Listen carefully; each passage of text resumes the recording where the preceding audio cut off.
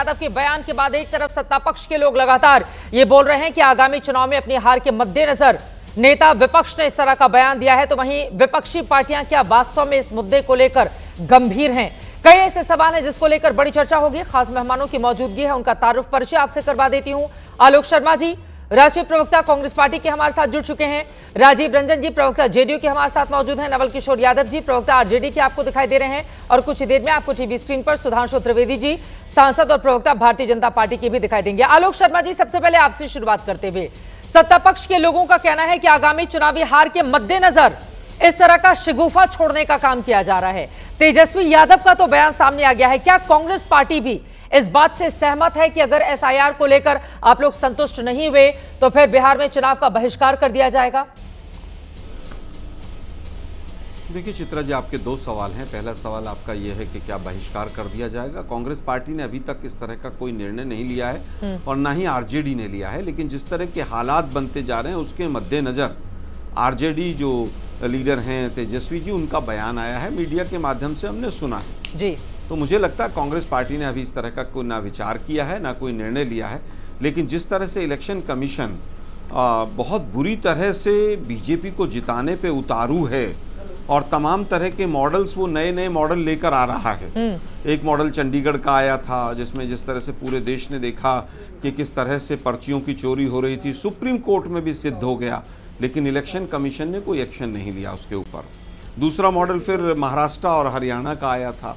महाराष्ट्र में लाखों वोट जुड़ गए और जब मांगा गया कि भाई उनका इलेक्ट्रॉनिकली जो फोटो वाला डिजिटल फॉर्म की जो वोटर लिस्ट है वो दे दीजिए, तो उन्होंने मना कर दिया देने से। कानून ले आई सरकार। इलेक्शन कमीशन बीजेपी को बचा रहा है, बीजेपी इलेक्शन कमीशन को बचाने का काम करती है। यहाँ पर जिस कर्नाटका का हवाला राहुल गांधी की ओर से दिया गया है आलोक शर्मा जी, उन्होंने कहा है चुनाव आयोग ने कर्नाटक में भी धोखाधड़ी की, एसआईआर के नाम पर कर्नाटक में हजारों बोगस वोटरों के नाम जुड़े गए। वहां पर तो आपकी सरकार बनी ना, अगर बीजेपी को फायदा पहुंचा रहा होता तो कर्नाटक में बीजेपी की सरकार बनती।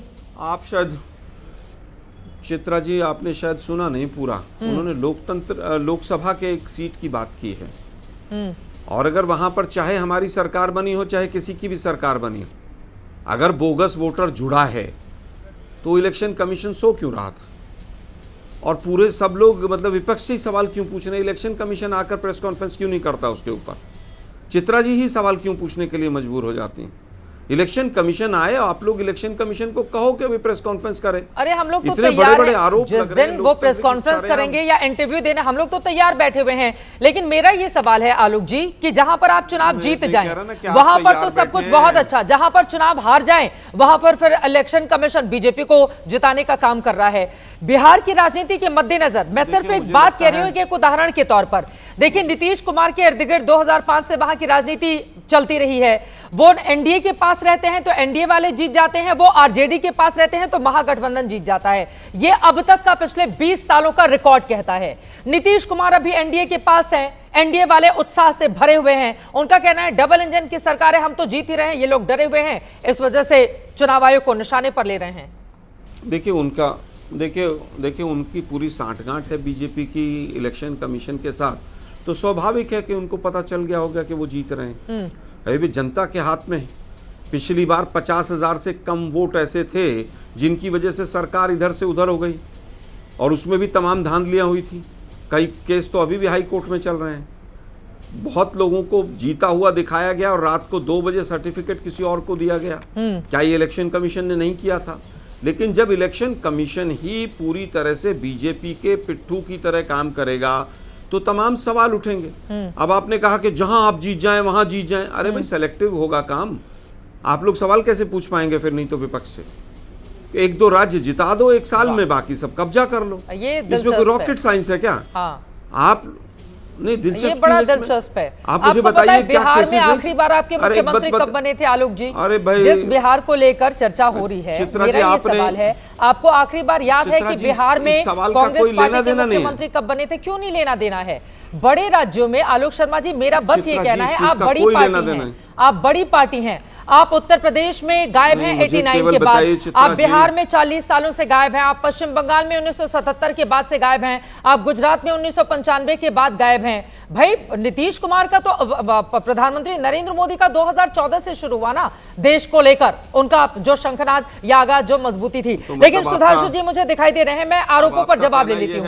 हाँ नहीं, आपने महत्वपूर्ण सवाल, उत्तर सुनिए, मेरी बात सुनिए। आराम से आप बदतमीजी करके चली जाती हो। आलोक शर्मा जी बिल्कुल आराम से, कोई बदतमीजी नहीं कर रही हूँ मैं, बिल्कुल आराम से सवाल पूछ रही हूँ, आराम से। आप बीजेपी का सवाल, आप बीजेपी का पक्ष प्रवक्ता से भी ज्यादा बुरी तरह से रखते हैं। आलोक शर्मा जी, अब इस गिदड़ भक्ति का डर नहीं लगता मुझे, जनता देख रही है, ये लाइव वो है, ये बदतमीजी करके आलोक शर्मा जी, ये आपकी आदत पड़ गई है हर चैनल पर फीमेल एंकर से जाकर बदतमीजी करने की। आलोक शर्मा जी को हर चैनल में आदत पड़ गई है फीमेल एंकर से बदतमीजी करने की। बीते महीने हमने देखा था एक दूसरे चैनल की फीमेल एंकर से आपने बदतमीजी किया, और अब यहां पर एबीपी न्यूज पर आकर आप मुझसे बदतमीजी कर रहे हैं, वो भी तब जब आपको मैंने पूरा वक्त दिया कि आप अपनी बात कहें और उसके बाद मैं सुधांशु जी के पास जाऊं। ये लाइव शो है, रिकॉर्डेड शो नहीं है, और इसमें किस तरह का बर्ताव आलोक शर्मा बोल रहे हैं और इस तरह की गिदड़ भपकी किसी और को दीजिएगा आलोक शर्मा जी, चुनाव आयोग को देते रहिएगा, एंकर्स को मत दीजिएगा, और जिस भाषा में आप बात करेंगे उसी भाषा में जवाब सुनने का भी मादा रखिए, तब आया करिए डिबेट के लिए। यह कोई तरीका नहीं हो सकता कि आप कुछ भी बोलकर चले जाएंगे एंकर को, और एंकर अगर बोले तो आप तुरंत कान से एपी हटाकर यहां पर गीदड़ भपके देंगे। आदत पड़ गई है आप लोगों की, आदत पड़ गई है।